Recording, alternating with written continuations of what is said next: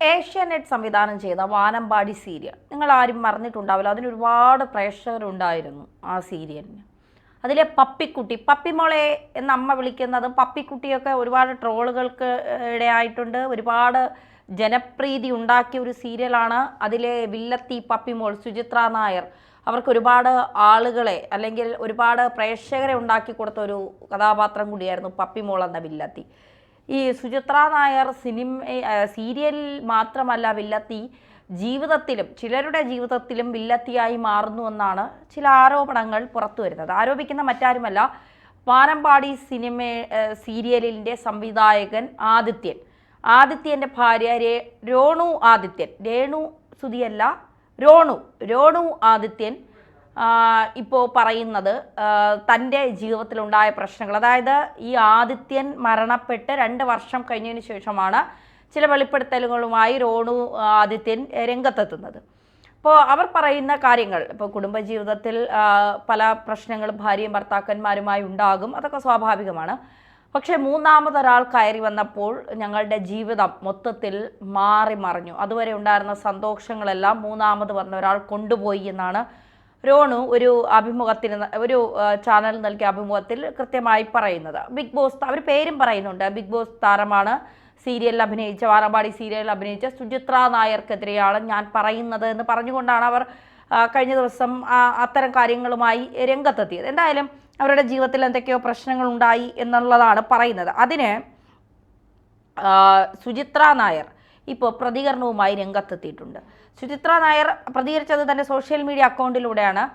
സുചിത്ര നായർ പറയുന്നത് ഇങ്ങനെയാണ്: തെറ്റ് ചെയ്തിട്ടില്ല എന്ന പൂർണ്ണ ബോധ്യമുണ്ടെങ്കിൽ ആരെയും ഒന്നും ബോധ്യപ്പെടുത്തേണ്ടതില്ല. കാലം അതിൻ്റെ കാലാകാലങ്ങളിൽ നിരപരാധിത്വം തെളിയിച്ചുകൊണ്ടേയിരിക്കും. കർമ്മ പഴയത് എല്ലാം ഓർക്കുന്ന ഒരു ദിവസം വരും. അതുവരെ ഉള്ളൂ ഇപ്പോൾ കാണിക്കുന്ന അവരുടെ സന്തോഷമൊക്കെ എന്നാണ് 2 പോസ്റ്റുകളിലായി സുചിത്ര കുറിച്ചിരിക്കുന്നത്. ഇപ്പോൾ സുചിത്ര പറയുന്നത് തെറ്റ് ചെയ്തവർ പുറത്തു വരട്ടെ, അവർ ഇപ്പോൾ സന്തോഷിക്കും, പക്ഷെ കർമ്മ എന്ന് പറയുന്നത് തിരിച്ച് കൊടുക്കുന്ന ഒരു കാലം വരും, അന്ന് ഈ പറയുന്നത് തെറ്റ് ചെയ്തിട്ടില്ലെങ്കിൽ അത് ബോധ്യപ്പെടുത്തേണ്ട കാര്യം ഇല്ല. അപ്പോൾ ആരും ഇൻ്റർവ്യൂമായും ഇതിനുള്ള ചോദ്യവുമായി അവരെ സമീപിക്കേണ്ട, ഒരു കുത്തിപ്പുക്കലും ഉണ്ടാക്കുന്നത് നടക്കില്ല എന്ന് കൃത്യമായി പറഞ്ഞു വയ്ക്കുന്ന ഒരു കാര്യമാണ് സുചിത്ര നായർ പറയുന്നത്. ഈ രോണു പറയുന്നത് സുചിത്ര തങ്ങളുടെ ജീവിതത്തിലേക്ക് വന്നതോടെ പ്രശ്നങ്ങളുണ്ടായി, ആദിത്യനും താനും കുറച്ചുനാൾ പിണങ്ങിക്കഴിഞ്ഞു. അതിനു മുൻപ് ഞങ്ങൾ തമ്മിൽ പ്രശ്നങ്ങളില്ലായിരുന്നു. പക്ഷേ സുചിത്രയുമായുള്ള സൗഹൃദം ഞാൻ ഇഷ്ടപ്പെട്ടിരുന്നില്ല. അതിൻ്റെ പേരിൽ വഴക്കുണ്ടായി. കുറച്ചു കാലം ചേട്ടൻ അടുത്ത് നിന്ന് മാറി നിന്നു. ഒടുവിൽ ലൊക്കേഷനിൽ കയറി ചെല്ലേണ്ട അവസ്ഥയുണ്ടായി. അന്ന് സാന്ത്വനം സീരിയൽ ഷൂട്ടിംഗ് നടക്കുന്ന സമയമായിരുന്നു. അതോടെ രോണുവിനെ ആളുകൾ പ്രശ്നക്കാരിയായി തെറ്റിദ്ധരിച്ചു. ഈ ഫീൽഡിൽ പ്രവർത്തിക്കുന്ന സുഹൃത്തുക്കളോട് ഫാമിലിയിലെ പ്രശ്നങ്ങൾ ആദിത്യൻ ഷെയർ ചെയ്യുമായിരുന്നു. ഇതോടെ കുടുംബ പ്രശ്നങ്ങൾ എല്ലാവരും അറിഞ്ഞിരിക്കുകയാണ് അദ്ദേഹത്തിൻ്റെ മരണവും സംഭവിച്ചത്. തുടർന്ന് അദ്ദേഹം മരിച്ച് 2 വർഷം തികയാൻ 3 മാസം ബാക്കി നിൽക്കെയാണ് സുചിത്ര നായർക്കെതിരെ രോണു സോഷ്യൽ മീഡിയയിൽ വെളിപ്പെടുത്തലുമായി രംഗത്തെത്തിയിരിക്കുന്നത്. വാനമ്പാടി എന്ന സീരിയലിലൂടെ മലയാള മിനി സ്ക്രീനിലേക്ക് എത്തിയ നടിയാണ് സുചിത്ര നായർ. വില്ലത്തിയായിട്ടാണ് സുചിത്ര പരമ്പരയിൽ അഭിനയിച്ചതെങ്കിലും നടിയുടെ സൗന്ദര്യത്തിന് പകരം വയ്ക്കാൻ മറ്റാരും അന്നും ഇന്നും ഉണ്ടായിട്ടില്ല എന്നാണ് ചിലർ പറയുന്നത്. എനിക്കറിയില്ല കേട്ടോ, ഞാൻ ഇതിലും നല്ല സൗന്ദര്യമൊക്കെ ഉള്ള സ്ത്രീകളെ കണ്ടിട്ടുണ്ട്. അതുകൊണ്ട് ഈ പറയുന്നതിനോടൊന്നും എനിക്ക് യോജിപ്പില്ല. പകരം വയ്ക്കാൻ മറ്റാരും ഉണ്ടായിട്ടില്ല. പഴയ ആഴ്ചപ്പതിപ്പുകളിലെ നായികമാരെ ചിത്രങ്ങളിൽ വരച്ചു വയ്ക്കുന്നത് പോലെയാണ് സുചിത്ര എന്നാണ് എല്ലാവരും പറയുന്നത്. എനിക്കത് തോന്നിയിട്ടില്ല കേട്ടോ, സത്യമായിട്ട് എനിക്ക് തോന്നിയിട്ടില്ല. വിടർന്ന കണ്ണുകൾ, വരച്ചു വച്ച മൂക്കും ചുണ്ടും, കട്ടിയുള്ള ചുരുണ്ട മുടി, ആകാര ഭംഗിയൊക്കെയാണ് സുചിത്രയെ പ്രേക്ഷകർക്ക് പ്രിയപ്പെട്ടവളാക്കിയത്.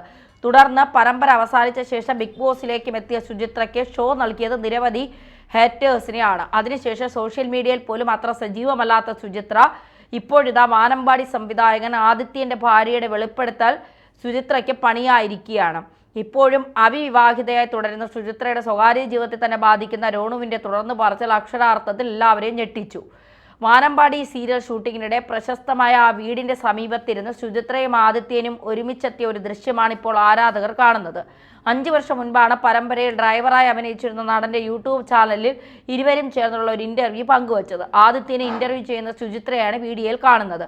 അദ്ദേഹത്തിൻ്റെ കരിയറിനെക്കുറിച്ചും വാനമ്പാടി എന്ന സീരിയൽ തുടങ്ങിയതിനെക്കുറിച്ചും സുചിത്രയും മോഹനെയും മക്കളെയും ഒടുവിൽ മനോഹരമായ ആ വീടെല്ലാം കണ്ടെത്തിയതിനെക്കുറിച്ചും ആദിത്യൻ വീഡിയോയിൽ പറയുന്നുണ്ട്. ഒടുവിൽ കുടുംബത്തിനെക്കുറിച്ച് വെളിപ്പെടുത്തുന്നുണ്ട്. ഭാര്യയെ 2 മക്കളെയും കുറിച്ചെല്ലാം ഇതിൽ പറയുന്നുണ്ട്. എല്ലാ വീടുകളിലും ഉള്ളതുപോലെ ചെറിയ പൊട്ടലും ചീറ്റലുമൊക്കെ ഞങ്ങൾക്കിടയിലും ഉണ്ടെങ്കിലും കുടുംബജീവിതം നന്നായി പോകുന്നുവെന്ന് ആദിത്യൻ വീഡിയോയിൽ പറയുന്നുണ്ട്. പ്രണയിച്ച് വിവാഹിതരായവരാണ് ആദിത്യന് രോണുവിന് 18 വയസ്സുള്ള സമയത്ത് ആദിത്യന് ഒരു തമിഴ് സിനിമ ചെയ്യാനുള്ള തയ്യാറെടുപ്പിലായിരുന്നു. രോണുവിൻ്റെ അനിയത്തിയായിരുന്നു നായികയെ കാസ്റ്റ് ചെയ്തത്. ഫോട്ടോഷൂട്ടിന് രോണുവും ഒരുമിച്ച് പോയിരുന്നു. അങ്ങനെ കണ്ട് പരിചയപ്പെട്ടാണ് രോണുവും ആദിത്യനും പ്രണയത്തിലായത്. ഒരു ഹിന്ദു പെൺകുട്ടിയെ വിവാഹം ചെയ്യണമെന്നത് ആദിത്യൻ്റെ ആഗ്രഹമായിരുന്നു. അന്ന് അസിസ്റ്റന്റ് ഡയറക്ടറായിരുന്ന ആദിത്യനുമായുള്ള പ്രണയം വീട്ടിൽ പറഞ്ഞിരുന്നില്ല. പിന്നീട് പലരും കല്യാണ ആലോചനകളുമായി വരാൻ തുടങ്ങിയതോടെ ആദിത്യനൊപ്പം ഒളിച്ചോടി. തുടർന്ന് മക്കളും ജനിച്ചു. പിന്നീട് രോണുവിനേക്കാൾ മാതാപിതാക്കൾക്ക് ഇഷ്ടം ആദിത്യനെ ആയിരുന്നു. ആദിത്യന് ചില ആരോഗ്യ പ്രശ്നങ്ങളുണ്ടായിരുന്നു. പലപ്പോഴും കുഴഞ്ഞു വീഴുന്നതും നെഞ്ചരിച്ചിലും അസിഡിറ്റിയുടെ പ്രശ്നങ്ങളുമൊക്കെ പതിവായിരുന്നു. അതിനിടെയാണ് മരണം സംഭവിച്ചത്. ഇതാണ് കഥയിലെ വില്ലത്തി സുചിത്രയും നായിക രോണു ആദിത്യനുമാണ്. നല്ല പേരല്ലേ രോണു? എന്തായാലും രോണുവാണ് കഥാപാത്രങ്ങൾ. ഇവിടെ എന്താണ് സംഭവിച്ചതെന്ന് നമുക്കറിയില്ല. കാരണം ഇതിനൊക്കെ മറുപടി പറയേണ്ട ഒരാളുണ്ട്, ആദിത്യൻ. അദ്ദേഹം ഇപ്പം ജീവിച്ചിരിപ്പില്ല. ഹൃദയ സംബന്ധമായ അസുഖം മൂലം മരണപ്പെട്ടു. സ്വാഭാവികമായി നമ്മൾ ആരോടാണ് നിങ്ങൾക്ക് ഇങ്ങനെ ഒരു ബന്ധമുണ്ടോ, ഇത് കാരണമാണോ നിങ്ങളുടെ കുടുംബജീവിതത്തിൽ പ്രശ്നങ്ങൾ ഉണ്ടായത്, നിങ്ങളുടെ ഭാര്യ പറയുന്നതൊക്കെ ശരിയാണോ എന്നൊക്കെ ചോദിക്കണമെങ്കിൽ അദ്ദേഹം ജീവനോടെ ഉണ്ടാകണം.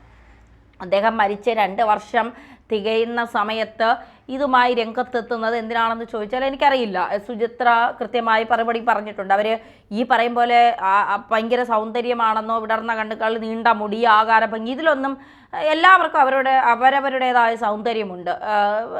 ഭംഗിയൊക്കെ ഉള്ള നല്ല എന്താ പറയുക, ഓരോരുത്തരുടെ മനസ്സിൻ്റെ നന്മയാണ് അവരുടെ ഭംഗി എന്നൊക്കെ അതാണ് ഞാൻ കൺസെപ്റ്റ് ചെയ്യുന്നത്. അല്ലാതെ ഈ നീണ്ട മുടി അപ്പോൾ ആളുകൾ പറയും നിനക്ക് സൗന്ദര്യം ഇല്ലാത്തതുകൊണ്ട് നീ ഇങ്ങനെ പറയുന്നത് നിൻ്റെ അസൂയ മൂത്തിട്ടാണെന്നൊക്കെ അങ്ങനെ വിചാരിക്കുന്നവരോടും തെറ്റി പറയാൻ കഴിയില്ല. അല്ല, ഞാനൊന്നും പറയാൻ വരുന്നില്ല. എന്തായാലും അങ്ങനെയെങ്കിൽ അങ്ങനെ.